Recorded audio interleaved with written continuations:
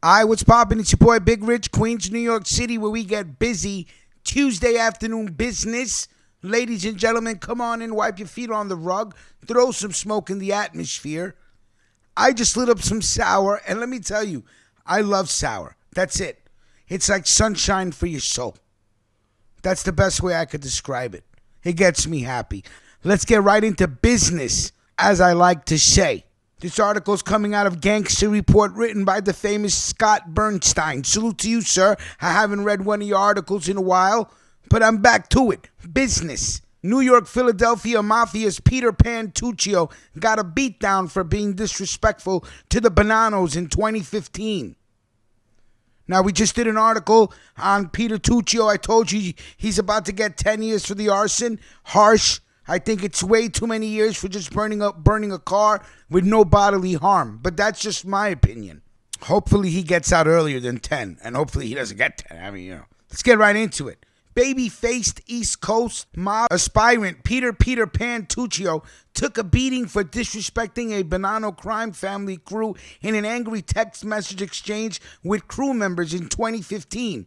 Around the same time, he was torching an extortion victim's vehicle on the behalf of a dying Gambino crime family captain, according to Lucchese mob soldier turned star witness and blogger John Panisi's most recent SitDownNews.com post titled "Peter Pan Headed to the Can," and a disgracia for John Panisi. It was only a few years ago that the so-called 27-year-old Peter Pan of the New York Mafia began seeing his picture begin popping up in the tabloids and his name bandied about as fodder for online mob-watching forums. The sudden notoriety was tied to his emergence as Philadelphia Mafia boss Joseph Skinny Joey Merlino's driver and bodyguard whenever the skinny one, dubbed by some the Instagram Don for his social media presence and accessibility, was in the Big Apple. Tuccio, who has found his way into upper levels of power in multiple crime families lining the eastern seaboard at a very young age,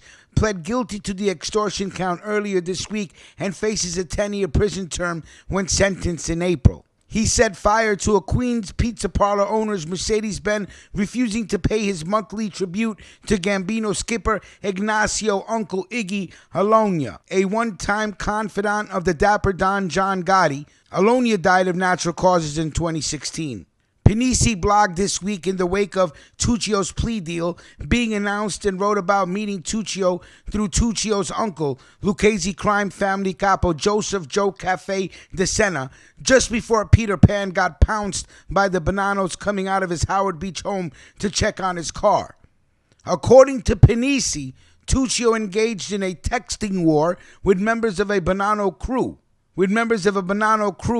Ran by Ronnie Gialanzano, Mike Padavona, and Joe Cafe, was calling on him to help squash the bad blood and take Tuccio under the wing for a while to keep an eye on him. Panisi, 51, met Ronnie G at a house he was building in Howard Beach and instructed him to lay off and call off the beating. Ronnie G told Panisi the matter was out of his hands, saying he was inactive for the time being because he was fighting a case, and Mike Padavona was running the crew and had already greenlit things. Gialanzano called Tuccio a punk and a mutt and ended the chat by saying, "Fuck Joe Cafe, he's a fucking errand boy," quote and unquote. Days later, Tuccio was jumped and beaten by Padavona goons outside his house after the Bonanno thug sent to harm him bumped his car with dares to set off the alarm and draw him out into the open. The Lucchese's believe the Bonannos didn't handle the situation right and should have gone to Joe Cafe first prior to putting an authorized beating into motion. Panisi began cooperating in 2016 out of fear that the Lucchese bosses were aiming to kill him. His job as a star witness has helped dismantle the crime family. In part of his testimony, Panisi speaks of taking Tuccio with him to see Lucchese soldier Joseph Little Joe Perna in New Jersey. Little Joe Perna is close with Skinny Joey Merlino, and federal authorities are of the opinion that it was through Perna that Tuccio was introduced to Merlino. Earlier this month, Panisi penned a blog post revealing that Perna told him about an infamous Philly mob murder. Perna, during a late-night drive back to New York after partying with Philly mobsters, Merlino's former driver and bodyguard Anthony Nicodemo and Dominic Baby Dom Grande were the triggermen in a 2003 Johnny Gong's Case Santo was a wise guy rival of Skinny Joey's and allegedly sleeping with Merlino's wife while Merlino was away serving a prison bit. Merlino, 58, came out of the big house and moved to Florida where he's taken parole violations and gambling pinches. Nicodemo's already doing 25 to 50 years for a 2012 mob hit, drug dealer Gino DiPietro, that Grande is also suspected of taking part in.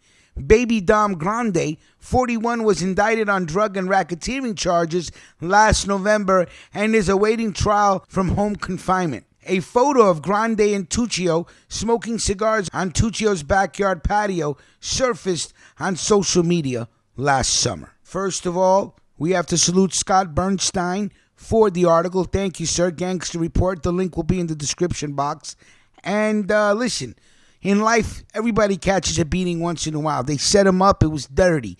It was done dirty. You understand? He didn't know there was people waiting outside. What did they do? Did they call his name? No, they messed with a man's automobile. That's not right. You don't mess with a man's automobile. That's all I got to say. Again, keep your head up, Pete. I hope you get out before 10 years. It's too harsh of a charge. That's my final say in the matter. All right? Big Rich, Mob Story Season 3. You know how we get down. Queens, New York City. We keep it busy, business-like. Like, comment, share, subscribe. Help us get to 10,000. And let me know what you're smoking on. And we will talk soon. Salute.